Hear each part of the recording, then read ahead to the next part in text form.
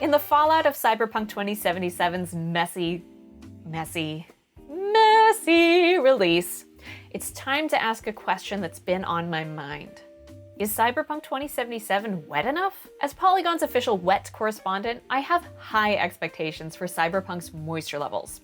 After all, it says right here in the latest world book that rain-slick streets are a staple of the genre.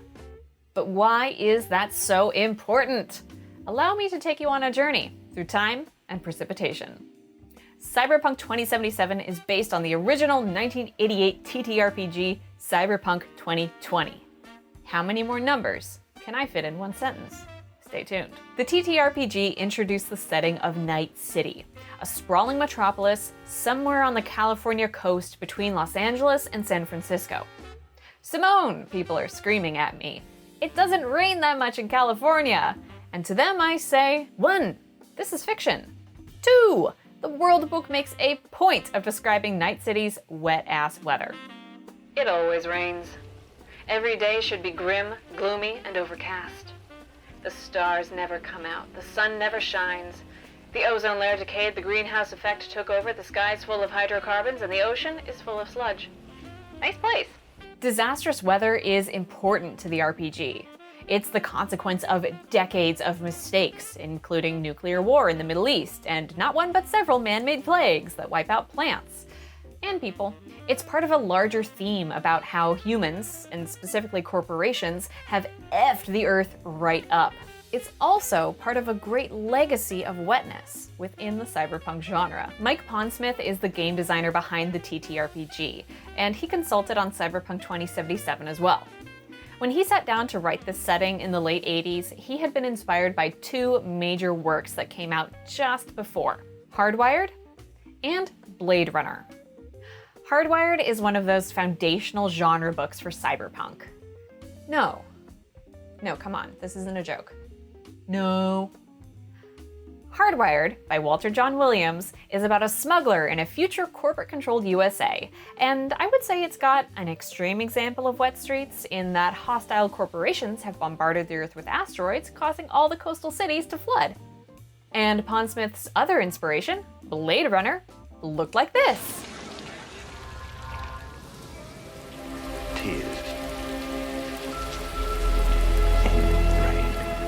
So Blade Runner is literally just the wettest. It came out in 1982, predating the term cyberpunk. But its stunning visuals and tone immediately influenced this nascent genre of hard-boiled science fiction. Its cemented imagery like pouring rain, neon signs, and a mishmash of culture. And by mishmash, I mean putting Japanese text on things. There are 3 reasons behind Blade Runner's reign. It's raining really hard. First up, Blade Runner took inspiration from film noir. In his essay Notes on Film Noir, the director Paul Schrader writes that noir isn't defined by setting and conflict, but instead by tone and mood. And it uses a lot of visual tools to that effect. Noir's Dutch angles and darkness keep us destabilized and wary, emphasizing how literally dark the world is. Film scholars argue that wetness is part of creating that tone.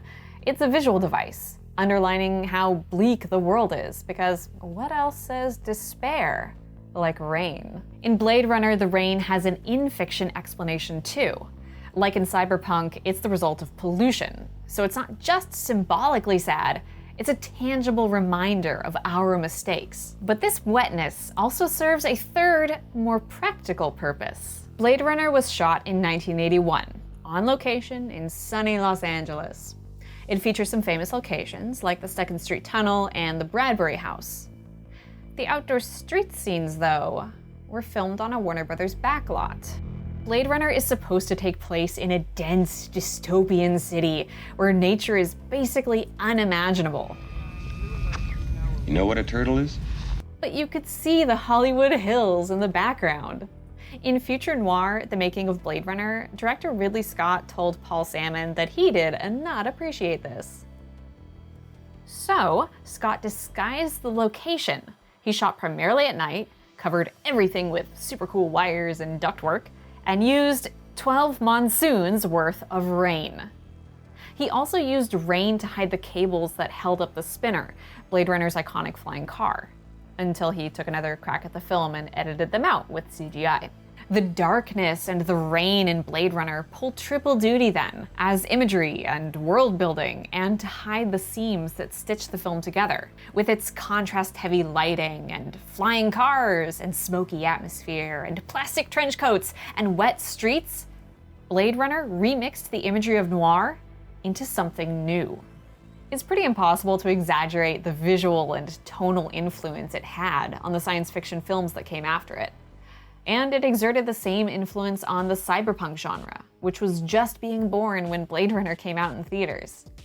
Mike Pondsmith would later say that the aesthetic of Blade Runner made the genre. Rain and all. So, does Cyberpunk 2077 carry on this damp legacy? As the game begins, things seem promising.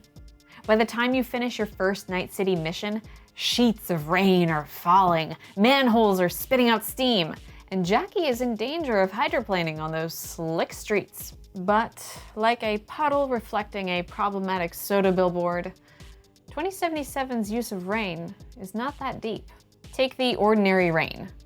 It looks very pretty and lush, but it's also got this weird filter-like quality where when you're driving in third person, it looks like it's falling on the backdrop, but not on your character. The rarer acid rain, nature's reminder that we've pumped the atmosphere full of death, isn't deadly at all. 2 years ago, the acid rain was marketed as something that would make NPCs run for cover. But as it stands now, it makes the sky yellow, and I think it looks really pretty when you're driving under it. But that's about it. And on top of that, some thirsty players are saying they've gone for 40 hours and haven't seen any rain outside of scripted scenes. Their crops are literally dying. Now, do I think a cyberpunk game literally has to be soaking wet all the time? Nah. But Pondsmith famously said that cyberpunk should be style over substance. It has to feel right, look right, taste right. The rules of the game, or substance, shouldn't get in the way of the dark, edgy despair of a setting like Night City. So saying that California is sunny IRL misses the point. The logic of our world doesn't matter as much as the emotion. Just like how noir is defined by its tone, so is cyberpunk. And when I look at the streets of Night City and see how glossy and well-rendered and devoid of life they are, I kind of feel like the rules of being a AAA game got in the way of style. Cyberpunk's rain checks off a box on a list of marketing buzzwords, while workers crunch to make a game that looks great, but doesn't make me feel much. Contrast that with the Blade Runner game from the 90s, which manages to look dense and atmospheric and oppressive, with way less advanced graphics. I don't think that our new science fiction needs to devotedly reproduce an image of the future that's been pretty darn consistent since the 1980s. That being said, in this case, it really couldn't have hurt to make Cyberpunk 2077 as wet as Blade Runner 1982.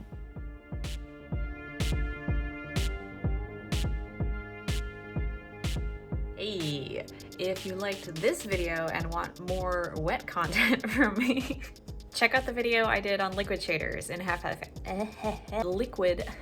Check out the video that I did on liquid shaders in Half-Life Alyx, because it rules. And make sure that you subscribe to this channel. Thank you.